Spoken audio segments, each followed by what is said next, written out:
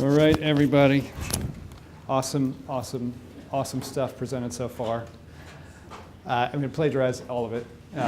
Hope your video, I'm just sitting there thinking this is so simple and this is exactly what we need to do in my shop. Good stuff from everybody. I have written ideas down that I'm planning on stealing.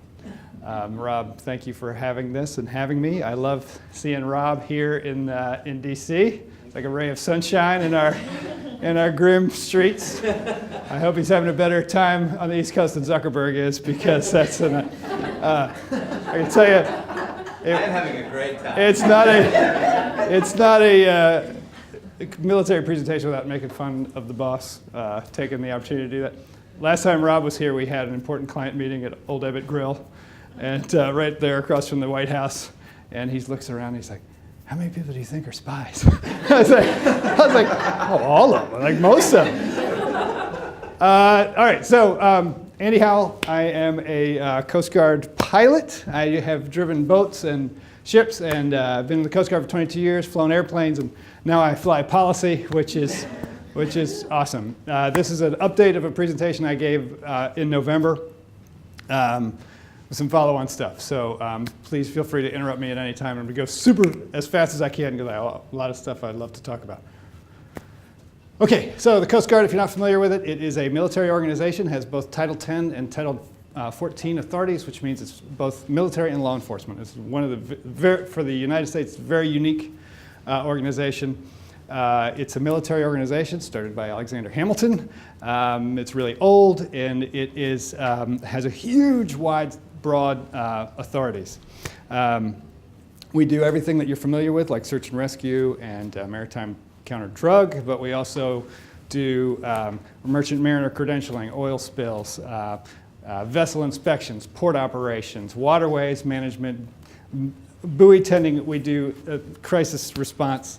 We are your nation's maritime junk drawer, which is, the junk drawer is the most important drawer in your house for a good reason. But so we do a lot, and we have this, because we have this, this cool term that we have that's called action bias, right? We have this action bias. We are at our best when we're out there doing this stuff, getting wet, and we have this strong organizational culture that's like, this is the only time you're doing anything real. Everything else is bureaucratic, soft garbage, right? So this is kind of a culture that we have to overcome. And next slide, please, Rob. So we have this, our commandant, Admiral Zuntkumpf, and Zuntkumpf means future, which is pretty cool. This is some of his guiding principles, but one of them is to foster an organization capable of continuous innovation and learning. And I'm going to tell you that these two things together, I don't know if when he wrote this that he really understood what an incredibly difficult sentence that is.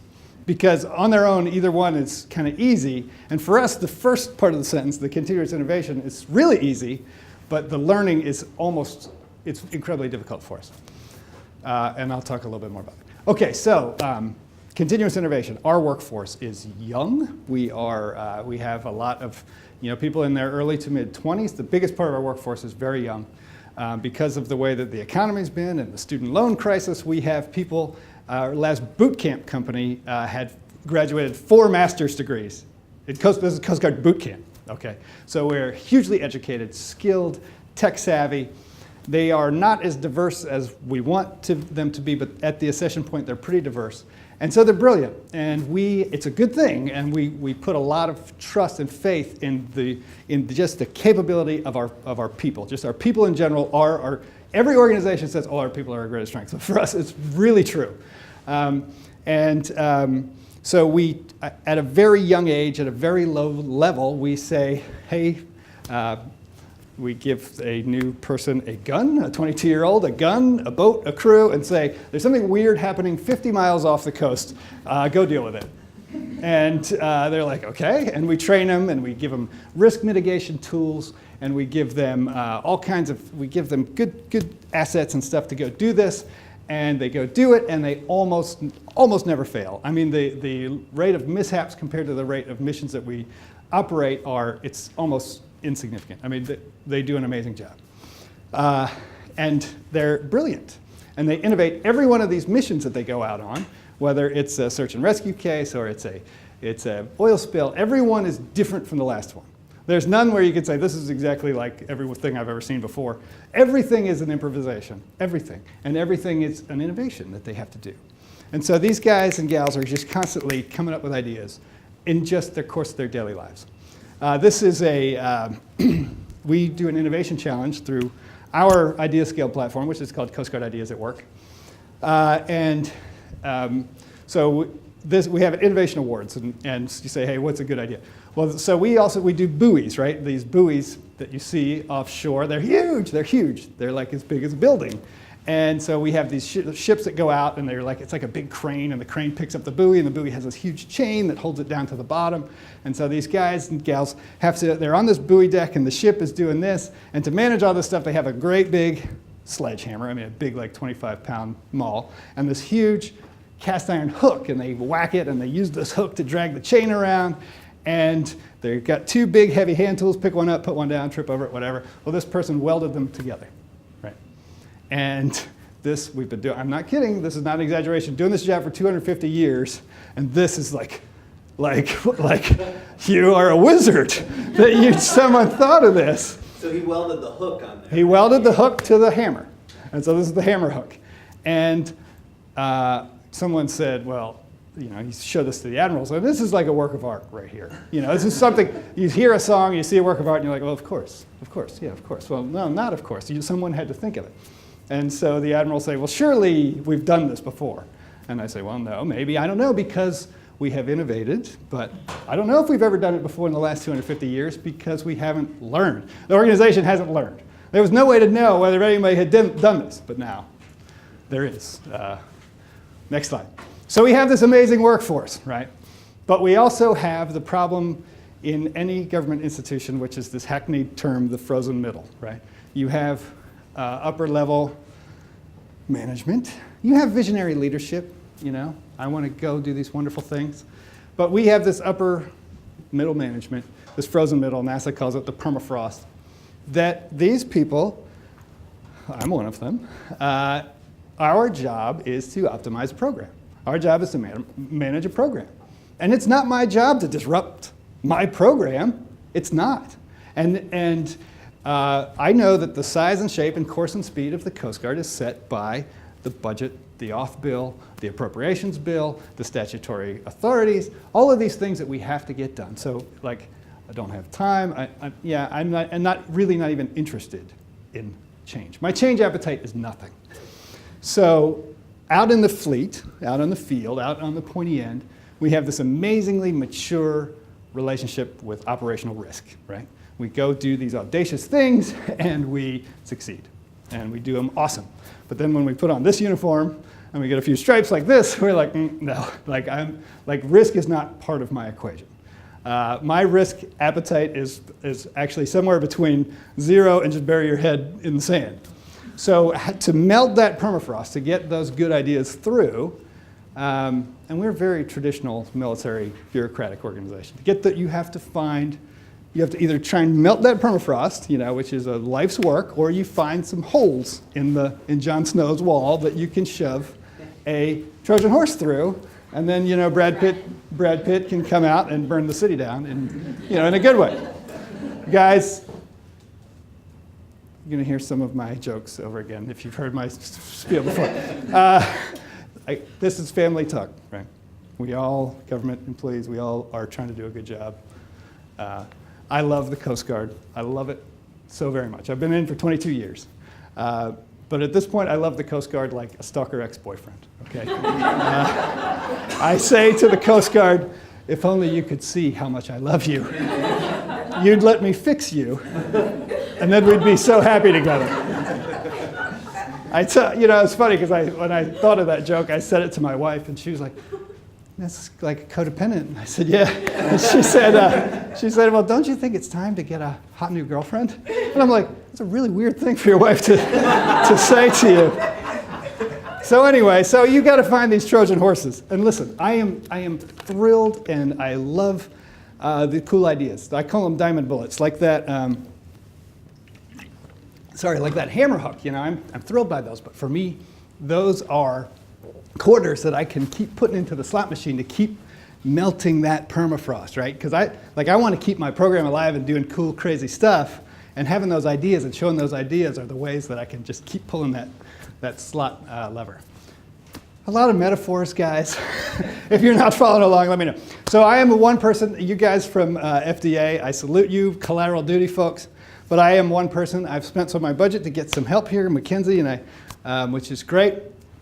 But one billeted person to fulfill the Commandant's, this pillar of the Commandant's direction. So we started doing some cool stuff a couple of years ago. The organization became more and more interested, but instead, so very much an insurgency. But instead of saying, okay, well, here's 2 or 3 people that you can have in your shop, what they did was they formed this Coast Guard Innovation Council, which is 22 GS-15s to oversee my work. And 2 admirals, co-chaired by 2 admirals, to oversee one person's work. So my insurgency has a board of trustees, which is interesting. But and at first it was really bad, but now it's great. But here, this picture here is we had a Shark Tank event recently at a bar. We call it Idea Frenzy, and I said, okay, we're going to do this at the bar, and they're like, no, we're not doing it at the bar. I said, come on, come on. And they said, well, if we do it at a bar, you can't take any pictures. I said, oh, come on, we got to promote this. Well, if you take pictures, then you can't show people drinking. You have to find a discreet way for people to drink. And I said, okay, how about red Solo cups? And they were like, no, come on. And I said, how about orange Solo cups? And they're like, oh, okay, that's probably good. We also do a lot, and it was really fun. We also do a lot of human-centered design. We used Luma. I've stood up about 60 people through Luma. And this is really, HCD is a really good way to, that's another one of those quarters you can put in the slot machine, because people come up and say, hey, can you help me out with this new initiative? Or I need to write this strategy. Can you help me out with that? And say, yeah, let's put some sticky notes up there. And it keeps that innovation, keeps those new ideas flowing through the system. Okay. All right, so case study. 2017 hurricane season, we had 4 Category 4 hurricanes make landfall record. We broke all the hurricane records we had. One of them, Irma, was actually 1 mile an hour of wind short of being Category 5. It was a devastating hurricane season. Coast Guard swung into action and we kicked all kinds of butt, did an amazing job, right? Hurricane hits, coasties are swinging into action, and I started getting all these weird text messages on my phone, like, Andy, what about this? And Andy, how about this? And we're doing this. And I was like, this, great, permission granted. What are you telling me for? And then I realized, well, I'm the innovation guy, and they're doing cool stuff, and they want, So hurricane, the first few days of the hurricane, people are down there flying in the weather and all this amazing stuff. And at Coast Guard headquarters, everybody's got their game faces on. The storm is raging inside of headquarters too. And people are now, these storms are getting closer and closer together, that this institutional memory, we say, oh, I remember Katrina because I flew in Katrina. And I remember Sandy, and I remember Deepwater Horizon. The storms are getting closer and closer together. These disasters are getting closer and closer. People remember. So people were saying, went to this meeting, and everybody's mad, and pounding fist on the table. And anytime you see somebody doing that, that's like, the door is open for you, innovation person, to be like, oh, let me help you out. Let me help you out with that. We needed this thing. We needed this policy change. And after Katrina, we said we wanted it, and it didn't happen at Sandy, and it didn't happen after Deepwater Horizon, and it still hasn't happened. Like, what? Like, what the heck? And I was like, And somebody said this, Somebody said this.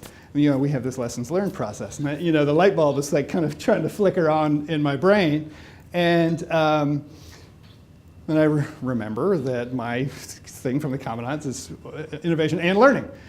And so, next slide, please, Matt. That is a sunk vessel. Oh, can you go back one, Matt, real quick? So this is Corpus Christi Bay. It's called an OSV. This is a huge, huge boat. And these things back here, does anybody know what those are? Oil rigs. So this boat and some big tugboats will be towing these offshore to drill for oil. So it's a big deal. Anyway, go. Thanks, Matt. Okay, so the official Coast Guard lessons learned. Every organization has this lessons learned program. So the Coast Guard, and this is actually so the Coast Guard goes and they're in the fight, and And you're out there, you're flying, you're rescuing people, you're cleaning up the oil spill or whatever, and you come back home, or you come back to the station, and there is a paper pad there and a pen where if you did something new or interesting, or you had a lesson learned, or something went well, or something went bad, you fill it out, you fill out this piece of paper, and you hand it in to the supervisor, who reads it and says, I don't know if that's worth, is that really worth bringing up? I don't know if this, or that he hands it to the next person, she hands it to the next person, and somewhere along the way, it gets curated at every step of the way, and eventually, after a year, or almost a year, it gets all the way up to one of our combatant commanders, a 3-star admiral, and then presented in one package, clean package, to Coast Guard headquarters. On paper? Yes, all on paper. It's a Word. It becomes a big Word document. And so the opportunities for good ideas to interact with leadership it's like nil. This old military saying that no plan survives contact with the enemy. My saying is no good idea survives contact with a chain of command, because for all those reasons that I said before. Look, the chain of command is, I've been in the military 22 years. When you're in Fallujah and the Sarge says duck, you don't say, Sarge, how might we best consider ducking technique? Let's put some stickies on the wall to discuss ducking. You just duck. But for this, to collect good ideas, the chain of command is actually optimized to shit can most of them. Next slide. So I go up to this admiral who I think will say yes. I find someone who I think will say yes. And I say, hey, I want to run. Can I just open this? And if people have stuff they want to put in, then they can put in. And he said yes. Now, if you go back one, Matt. Okay, the storm had been going for a week, and nobody had put anything in. So we had learned nothing after a week in the storm. So this, okay, go back. So this is Harvey. This is Harvey. So who I did not ask if I could do this was the people that own the traditional legacy lessons learned process. I went right around them, up about 3 levels up to their boss's boss's boss, and said, I want to do this. And they're like, yeah, do it. And what he actually said was, I'm sick of sanitized emails. We're up here at headquarters, they're fighting the fight down there. And people are like, yeah, it's going great. Yeah, oh no, it's fine. But he wanted to read real, actual stuff. And so I thought, well, maybe some of these people, whenever somebody would send me a text message, I'd be like, hey, man, go to the website. The website you can get to from your phone. The cell tower stayed up for Harvey, which was critical. And so stuff, I thought I'd get 3 or 4 things, but stuff just started pouring in. Next slide. So we got stuff, these are the diamond bullet flavored things, right? This guy says, this is a rescue swimmer, these are the tough girls and boys that we lower down out of the helicopter, and they swim and pick people up and rescue them. Well, this guy says, hey man, you gave me a chainsaw and you put me on a roof in a hurricane, and I've never run a chainsaw before. So that's kind of a bad situation. So maybe you should give me some training before you do it. So this one, I don't use the word easy anymore. I'd say straightforward. This one is straightforward. I could say to the person who owns the chainsaw program, hey man, this came in, and they're like, oh yeah, okay, yeah, you're right. So this is as close to easy as anything gets, right? And this, I'm going to tell you something, this would never have made it up through the traditional, hey, yeah, I almost killed myself with a chainsaw, Somebody would have been like, yeah, Next slide. But we started to get stuff that was much more interesting than those diamond bullets. This we were not in any way prepared for. Distress call via social media, okay? So this was a strategic surprise for us. So there were a lot of reasons for this. The cell towers were up, but they sometimes would get really slammed. So you couldn't get a call through, but you could get data through. We had people who, and I'll tell you more on this on the next one, but people who, they were on their roof, their house was flooded, and yet their routers and modems were still working. It's incredible. I mean, it's incredible. So what do you do about this? And this is the Coast Guard is, like many of your organizations probably, but some new black swan like this, yeah, you should have seen this coming, but how could you have seen it coming? It's like, what do we do? And they just look around and they're like, what do we do? What do we do? What do you do about this? And the answer is you go to the innovation program and say, hey, what do we do about this? And they're like, let's figure it out. Next slide. So here's another one. That was a tweet, and tweets are easy. Tweets are intended to be public data. Every tweet you put out is intended to be public open data. This is Instagram Messenger, okay? This person was on top of their truck, and there's like, this is 12 in this conversation, but I just have the parentheses. This person's standing on their truck as the flood's coming up, can't get a call through, so they go on Instagram and they do an Instagram live video. Someone calls the Coast Guard and says, my friend just posted an Instagram live video and I think they're in trouble. Can you go look at their Instagram account? Well, if there's any lawyers in the room, you're probably like freaking out, like no. The answer is no, we can't do it. But we did it, thank goodness. And we got this person and their neighbors rescued, which was cool. But like, yeah, I'm going to monitor Instagram for distress notifications was until this last summer part of our paradigm, okay? And this one is really hard because of the legal and privacy implications. Twitter is easy. Facebook, Instagram, anything where you have this level of a friend or a friend of a friend gets to be more difficult. This worked out. But it's like, from a policy perspective, like, what do you do?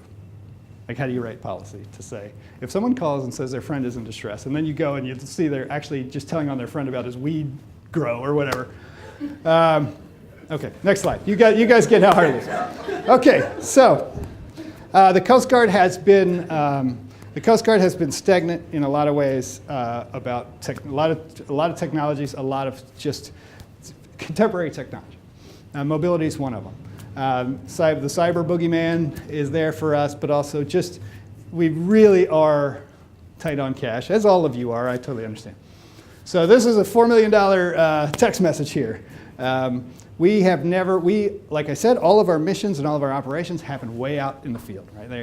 They're not at a desk. You cannot do the Coast Guard mission from a desk. It's just the nature of it. And yet, we expect everyone to go do the mission and come back to a desk and, do whatever information management is required for the mission, and then go out and do the mission, and then come back to the desk and do that. So we've never provided mobility for our people, which it's the most obvious, like, yeah, you need it. And it came to a head during the storm because this guy is doing a port survey in Aransas Pass, Texas. And this right here, can you see this? That's the very top of a boat, of a big boat right there, sunk all the way to the bottom. And so, calling on the radios are slammed because it's a hurricane, right? To try to get this message through with the photo, just with some sort of device would make it a lot easier, and we haven't done that. So I'll give you a little foretaste of the end. This I put up in front of everybody, just this message, and we got a $4 million supplemental to at least do some proof of concept work on Coast Guard mobility, which was great. Next slide. Okay. Some other great things happened that helped, that added speed to my Trojan horse. When Harvey came ashore, it knocked out our Sector Houston-Galveston T3 line. So our people in Sector Houston-Galveston could not get to the Coast Guard network, which was running Windows 2008 or Microsoft Office 2008 at the time. So this was what they said. Hey, this was the greatest thing in the world that this happened. The cell tower stayed up. One of our volunteers, our Coast Guard auxiliarist, opened up his unauthorized laptop and turned on his unauthorized MiFi puck and set up a Google spreadsheet. Now, our traditional mission management was write something down on a scrap of paper, call somebody, eventually enter it into an Excel spreadsheet. In Microsoft 2008, non-collaborative, duplication of effort, impossibility of tracking data, terrible data validity, all these things. So this person sets this up, invites the other units that were participating in the storm to share. They're all looking at the same cloud instance of the same document. Look, I know, guys, if any of you out there, I know that this is like 9 years ago kind of stuff, but for us this was like, oh my God, I can't believe we did this. We take that a step further, and so all the phone calls stop. Like the phones just stop because Google Docs has a nice chat window, and it has, you can watch the other person edit. And so the confusion stops, the data validity is much better. So we go a step further, we go on Craigslist. This was probably a step too far. Any cyber folks in the room, put your fingers in your ears. But we just find this guy on Craigslist and say, hey, can you link our Google Docs up with Google Maps? Because we didn't have this capability. There's 0 people in the Coast Guard that had the capability to do this. And he's like, yeah, come on. And so this guy does this. And now, has a happy ending. So now the pilots, for the first time ever, have case information in front of them in the airplane because they took their phones on the airplane, which we called during the storm, because you can't have phones in the cockpit, we called secondary situation awareness tools. So That's what I call mine. that's right. That's your new acronym. So all of these dots you see, these are all search and rescue cases for the most part. There's a few hospitals and stuff on there. So That's from the spreadsheet. this is from the spreadsheet. So if you mouse over any of those dots, you actually get the case information on there. This was huge. This, like, instantly the best mission information management that we had ever had, right? And without ideas at work for somebody to go in and put that into, it would have been forgotten. The learning would not have happened. Okay, next slide, please. Another step forward. So we took that another step. We've never had asset trackers. We're the only people that don't track our ships and boats and helicopters. We kind of do, but not in any good way that you can manage. So we sent out 75 of these flat-bottom boats into this littoral megalopolis, which is what Houston Galveston is. And we said, okay, go rescue people. And they were like, well, where do we go? And we're like, I don't know, just follow the helicopter, or if you see smoke, go that way. And also this term, the Cajun Navy, that you've heard of, and these are just volunteers that showed up with their boats and were helping out. So we had no idea where anybody was or what anybody was doing because we could not track them in any way. Same with our helicopters. We had helicopters, okay, you get this guy and you get that person, and they cross each other, flying back and forth across Houston. I'm going to go pick this guy up, and I'm going to pick that guy up, because we had no idea where they were. The radios were so slammed that we couldn't get distress calls through. We found out the state of Texas was using this georeferenced platform, web enhanced. And we said, hey, can we use that? And they said, of course, and we jumped on there. Now, this back here, this is actually there's tons of PII under here, but this is actually a second image underneath here. This is any DHS folks in here? This is the DHS, Homeland Security Information Network, HISN, and it's a chat room. So it's not an Excel spreadsheet. It is at least collaborative as a chat room. So if I enter something in here, it scrolls up into outer space, and you don't know. You can't know it's terrible. But here you just have, here's that case, here's that case, here's that information. You mouse over. Now, just so you fully and totally understand that we are talking about human beings and the terrible distress here, this one, the top prioritized case right now is, you can't read that from down there, but it says, distress info, 3 feet of water in the house with snakes. So, yeah, put them on the top of the pile. Go get them. Okay, next slide, please, Matt. Thank you. This stuff starts coming in, and tensions are high, and so I saw that this is the Trojan horse right there. There is an opportunity here to change the Coast Guard for the better, to modernize, whatever you want to say. The old term would have been reform, but it's an opportunity. It's a crack in the wall. So gathered these ideas up and kind of bucketed them together, all the stuff that was coming in, into themes, and wrote a report. They called it a preliminary report. And I used the Innovation Council rather than my name because I wrote it to be as critical and controversial and as big of a body slam as I could possibly write it. How is it possible that we could have gotten to this point? Using those quotations in the big pull boxes. Losing the Coast Guard network was the best thing that happened to us. We should call them lessons learned. You open it up, so we should call it lessons identified rather than lessons learned. And I thought, oh boy. I talked to the Innovation Council about this, and they just looked at me like in horror. But they didn't tell me no, so I did it, and I sent it out. And let me tell you guys, the appetite from leadership was like, can you write it up to be even worse? Can you write it up to be even bigger of a body slam? The appetite for this level of thought leadership, of these clear strategic imperatives, was huge. And so I would see the admirals carrying this, because I could see this cover carrying it around the building. And they could go right to it and say, hey, I need you to work on this. And anyway, I think you get the idea there. Next slide. So a couple of admirals really took it and really took ownership of it. So we're pushing, really moving out on implementation. Social media, IPTs in the Coast Guard, it's a big deal to stand up an IPT. It has to be signed off by 2 3-star admirals have to sign off an IPT. We've stood up a social media IPT. We're talking to all kinds of vendors for different things. This thing here is called the Spot Trace. It's a $100 tracker that we can give one out to everybody that wants to help out with a storm. And if they lose it, or if it ends up in their kid's lunchbox, who cares? We found out down here, this is the Army, this is a thing called ATAC. It's a bring your own device. Common operating picture. Army said, yeah, you can have it, have fun with it. A couple of admirals, they made 10 strategic action items, and they assigned them to individuals, saying, you're going to do this, you're going to do that, your office is going to do this, you're going to do that, like to get ahead of the storm. To be even, so, anytime I would talk to the admirals, like, well, tell me about this, and I would say, well, this next year, 2018, is a La Nina year. And the last, which is cold weather in the Pacific, warm weather in the Atlantic, the last La Nina, that's your imperative to move out on this stuff. So around our building, we have those big view screens. Like some people said, they put their challenges on the screens. I put this up there. Let's count down. So it's like chili cook-off, softball tournament. Oh, and by the way, that stuff you're supposed to do by June 1st, you need to get on it. So this one is up today, right? Which is fun for me. So anyway, all right, so guys, just to wrap it up.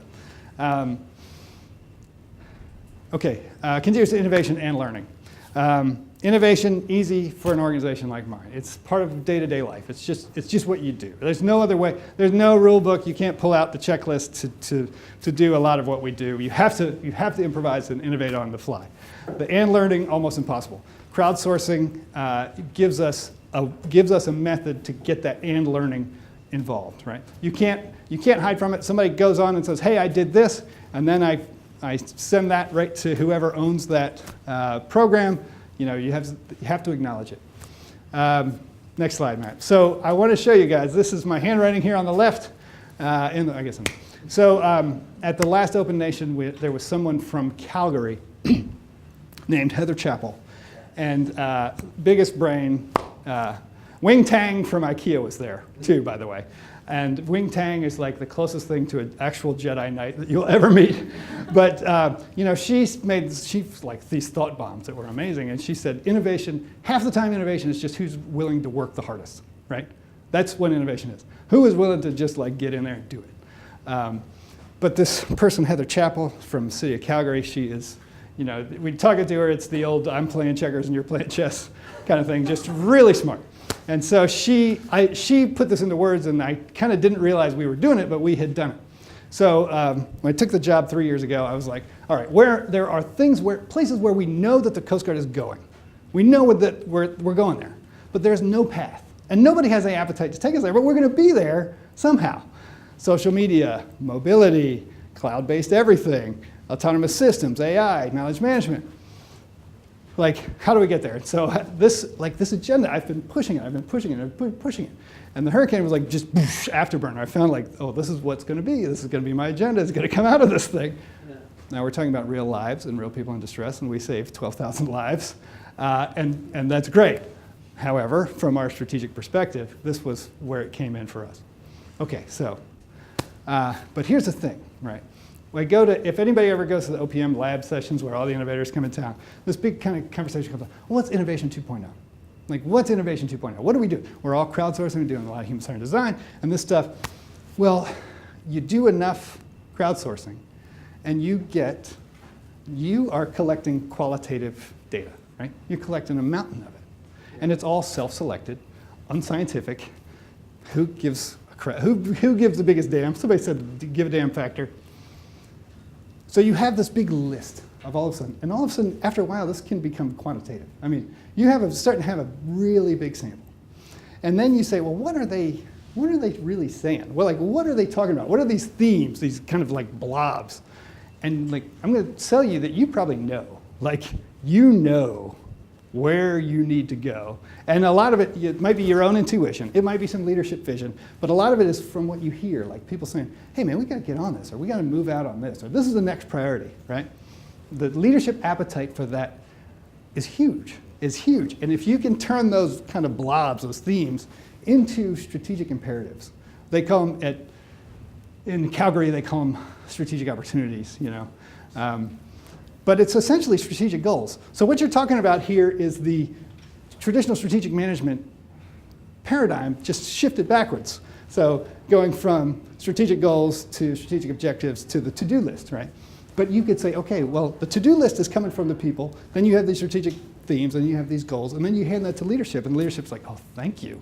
Like, thank you. Here's what we're going to do to move out on these. Here's my 10 priorities. And now you guys go do this to-do list. This is what I'm moving out on. I'm moving out on a couple other big things. Autonomous systems is next that I'm pushing on. Women's retention. Right now, the Coast Guard, in 10 years, we're going to have like less than 1% of senior female enlisted is going to be female. All these kinds of things I'm moving out on using this same hurricane paradigm. And some of it I am actually calling it, you know, I'm using that crisis narrative, you know. 10 years, we're not going to have any women in the service. Yeah, that's a crisis. Thank you, guys. I appreciate it. Hope it made some sense, and looking forward to chatting with you.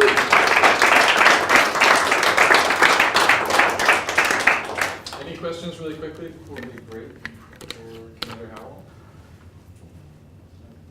All right, Sonja?